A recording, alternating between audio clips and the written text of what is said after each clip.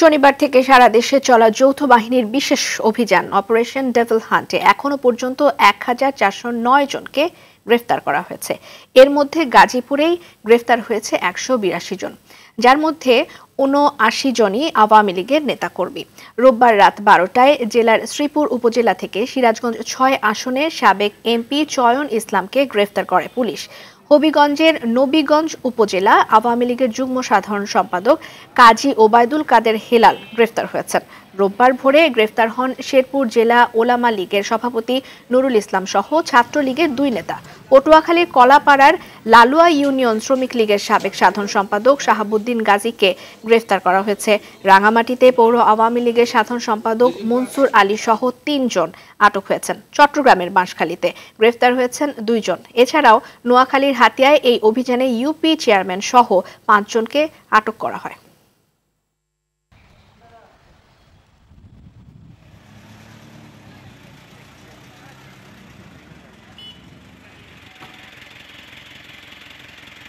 গতকালকে আমাদের এখানে সিরাজগঞ্জ ৬ আসনের সাবেক এমপি চয়ন ইসলাম উনি এখানে আত্মগোপন করেছিলেন। আমরা গোপন তথ্যের ভিত্তিতে ওনাকে আমরা গ্রেফতার করেছি।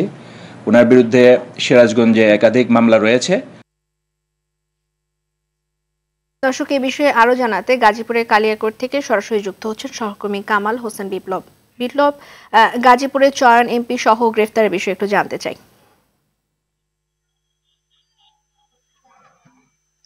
জি রেদওয়ানা, আপনি জানেন যে গত ২ দিন ধরে যে ডেভিল হান্ট অভিযান শুরু হয়েছে, সেই অভিযানে কিন্তু গাজীপুরে ১৮২ জন এ পর্যন্ত আটক হয়েছে।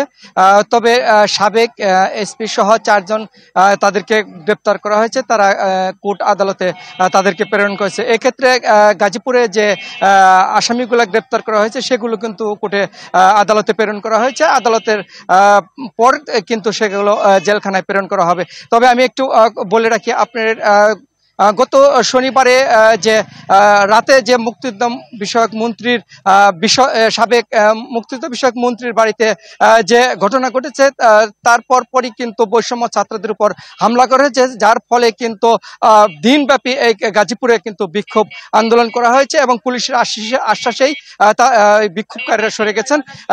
বর্তমানে কিন্তু এই যে সাবেক এমপি যে রয়েছে মুক্তিযুদ্ধ বিষয়ক, তার গ্রামে দিরাশ্রম এলাকায় কিন্তু জনশূন্য হয়ে গেছে, একরকম পুরুষ শূন্য হয়ে গেছে, শুধু মহিলারাই বাড়ি রয়েছে। এক্ষেত্রে পুলিশের সাথে আমি কথা বলেছি, তারা জানিয়েছে অপরাধী যত দূরেই পালাক না কেন তাদেরকে গ্রেপ্তার করে আইনের আওতায় আনবে বলে জানিয়েছেন।